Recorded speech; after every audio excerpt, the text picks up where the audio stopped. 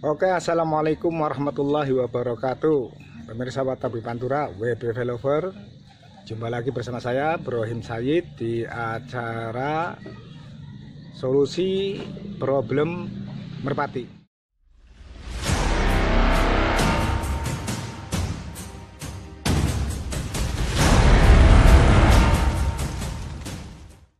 Oke pemirsa, kali ini saya akan menjawab beberapa pertanyaan teman-teman di beberapa media sosial, termasuk salah satu di Facebook atau di inbox, bahkan di WhatsApp, mengenai soal burung telo nih pemirsa. Banyak pertanyaan mengenai burung telo. Apakah burung telo bisa dilatih? Bisa, sangat bisa sekali. Karena saya pernah melatih salah satu burung saya dulu, ada sampai juara, malah sampai jadi juara, dan itu sangat spesial sekali menurut saya karena dilatih dari nol, bukan hanya pada proses latihannya saja, tapi pada proses pemulihan agar burung bisa makan sendiri, mandiri gitu maksudnya, bahkan bisa bereproduksi normal tanpa harus dibantu oleh kita maksudnya. Proses pemulihan yang sangat panjang pada burung telo mungkin kita bahas nanti di beberapa episode berikutnya. Tapi kali ini kita akan mengulas salah satu pertanyaan pemirsa WB Velover yang membahas tentang apakah burung telo bisa dilatih, dan saya jawab insya Allah bisa sekali. Ini saya ada satu burung kebetulan sedang terkena telo. Intinya dia sudah mandiri, bisa makan sendiri. Kita akan jadikan sebagai contoh proses pelatihannya dari nol, dari awal hingga nanti sampai jadi player pemirsa. Insya Allah saya usahakan akan berlanjut episode berikutnya dari episode ini tentang proses pelatihan burung bekas telo hingga menjadi player. Karena kebetulan saya ada salah satu burung yang baru proses pemulihan dari telo, baru bisa mandiri, bisa makan sendiri, bisa macet dan seterusnya tanpa melalui bantuan kita.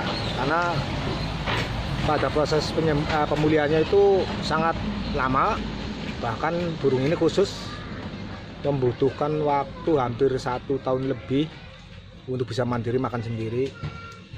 Karena sepanjang dia bertahan proses pemulihan itu, dia tidak bisa makan sendiri, jadi perlu dibantu gitu. Saat ini burungnya sudah jodoh, bahkan lagi giring. Dari situ saya punya inisiatif untuk menunjukkan bagaimana cara proses pelatihan bekas burung merpati telo, apakah bisa selesai, bisa sampai jadi player pemirsa. Insya Allah saya praktekkan pada burung ini, sehingga kelak akan ada episode susulan, episode kedua pada saat dibawa ke lapak dan seterusnya hingga sampai ngolong dan seterusnya. Untuk sementara kita masih di kandang ya, tahap-tahap awal saja, sekedar untuk meluruskan otot. Oke, saya ambil dulu burungnya.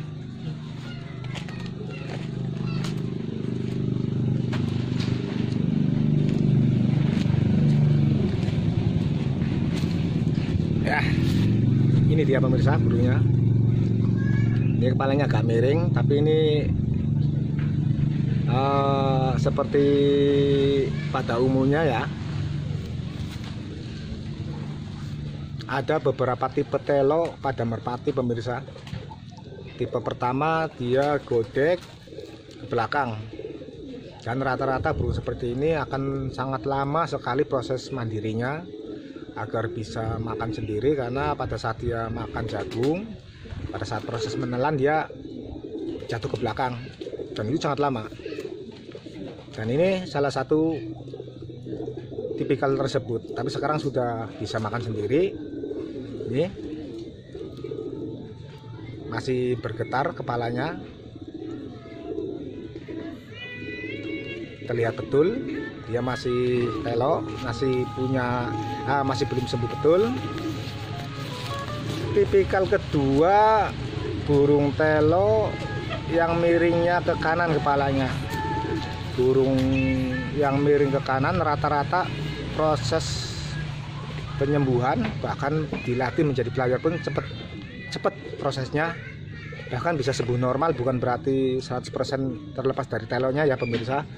Sembuh normal artinya bisa beraktivitas normal seperti burung pada umumnya, terbang, dilatih, bahkan sering terkadang normal betul seperti pulih, karena tidak terlihat telonya, karena rata-rata burung telo itu ada penambahan sesek pada saat turun. Itu sudah menjadi rahasia umum. Burung telo memiliki kemampuan lebih walaupun banyak kekurangannya. Nah, dia turun kenceng tapi kekurangannya dia tidak bisa kontrol pada saat jatuh di landasan. Itu salah satu efek samping, boleh dibilang kelebihan burung telo, tapi juga menjadi satu kekurangan. Nah, tipikal telo yang ketiga adalah yang kepalanya miring ke kiri. Rata-rata burung yang telonya miring ke kiri sangat sulit disembuhkan secara normal, walaupun dia sudah bisa dimainkan, sudah bisa jadi player, tapi kepala tetap agak miring, tidak stabil seperti burung sembuh, tidak. Nah, ini saya akan berusaha bikin tutorial dengan burung ini pemirsa. Ini sebenarnya adiknya Copet, ini satu ibu beda bapak. Bapaknya dia Werkudara, salah satu player kesayangan saya. Dari semenjak Werkudara itu, ini yang terakhir berarti anak Werkudara, ada 2 betina, yang satu di Mas Teguh Tegal, yang satunya di Mas Tutus Penjalin. Nah, sementara itu betina semua, dan kebetulan saya hanya kebagian yang jantannya, dan sangat disayangkannya kena telo. Jadi belum bisa main setelah baru 1 tahun lebih ya. Ini proses pemulihan, pengembalian fisik agar dia bisa mandiri, makan sendiri, bahkan macet ya. Paling susah itu merpati bekas kena telo itu paling susah itu pada saat reproduksi macet. Itu awal kita baru bantu. Kadang-kala sampai memakan waktu sangat panjang pemirsa, karena susahnya dia bereproduksi, kebanyakan bening telurnya. Kalau telurnya terlalu parah, memang murni yang sampai nyerang ke organ reproduksi, memang sangat parah, itu tidak bisa disembuhkan kalau pas bening. Kalau ini ada harapan masih bisa, karena dia pada saat macet juga normal. Semoga kerjanya nggak terlalu over selesai ya, karena burung telo sebelumnya dia sempat dilatih baru antara 400 meter, terus tiba-tiba dia kena telo. Sampai sekarang ini baru mulai proses lagi. Kita akan mulai dari nol, bahkan jauh dari nol. Oke pemirsa, kita lanjut saja. Oke pemirsa, kita lanjut saja langsung proses pelatihannya.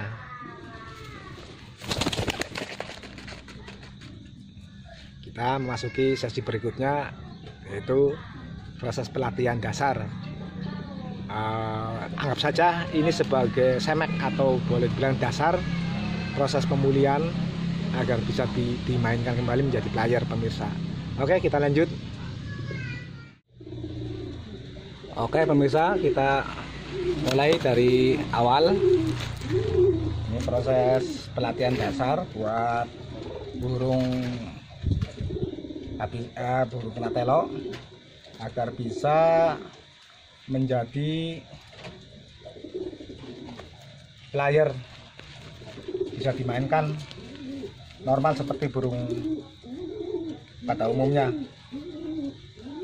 Rata-rata burung telo itu pergerakannya spontan, tidak terkontrol karena dia telo. Untuk itu kita butuh kesabaran dalam proses latihannya. Kita naik turun dulu sekedar untuk melemaskan otot-otot yang kejang, yang kaku di bagian leher maupun sayap dan tubuh lainnya.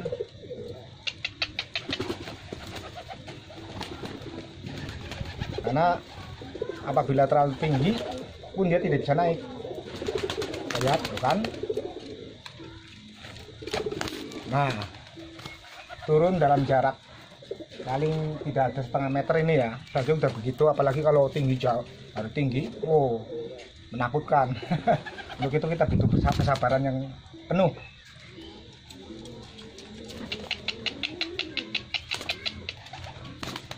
Terus diulang hingga refleksitasnya kembali normal. Dia punya kontrol.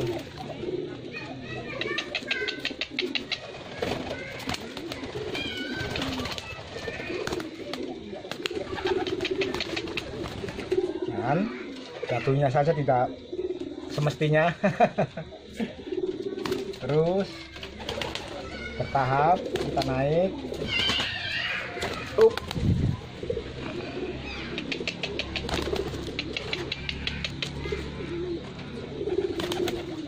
Hal seperti ini kita ulang pemirsa sampai nelor lah, sampai satu giringan ini cukup seperti ini saja. Kita biasakan dia tepat ke betina, datang ke betina, terus diulang hingga pergerakannya lebih terkontrol. Baru setelah itu kita bisa bawa ke lapak.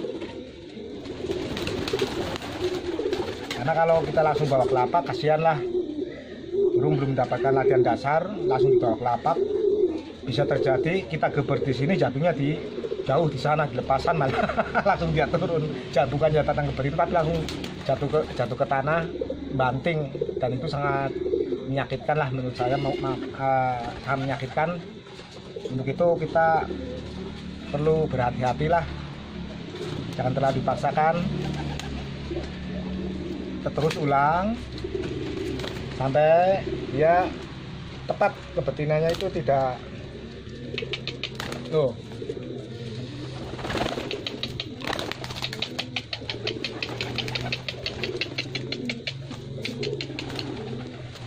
Ini adalah salah satu anak Werkudara peninggalan, seperti yang tadi saya bilang.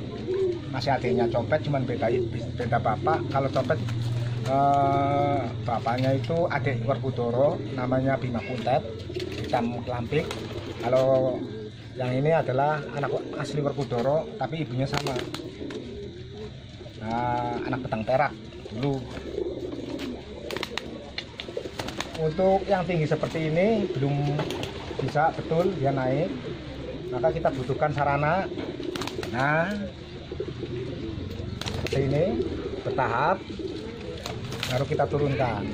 Terus kita ulang hingga benar-benar otot-otot pada tubuhnya itu lemas, punya dibiasakan lentur, menjadi elastis, tidak kaku, tidak kram, dan seterusnya. Proses seperti ini, seperti yang tadi saya bilang, memakan waktu satu giringan pemirsa. Satu giringan full, jangan kita paksakan untuk di balap-balap.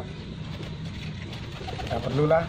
Untuk tahap ini awal cukup begini saja sampai nelor. Nanti pada giringan berikutnya baru kita gunakan metode kedua di balap-balap. Boleh di kandang, boleh di lapak, tapi jangan terlalu jauh, cukup di depan jarak antara ya 3 meter atau 4 meter lah, membiasakan si jantan jatuh ke betinanya. Oke pemirsa Wataboyo Batura, demikian tutorial kali ini mengenai proses pelatihan burung bekas telo yang saya praktekkan bersama anak Werkudara ini. Untuk tahap awal cukup demikian saja. Nanti kita akan berlanjut di tahap berikutnya pada saat giring kedua, karena ini kebetulan mau nelor. Nanti giring berikutnya kita jadikan sebagai episode kedua.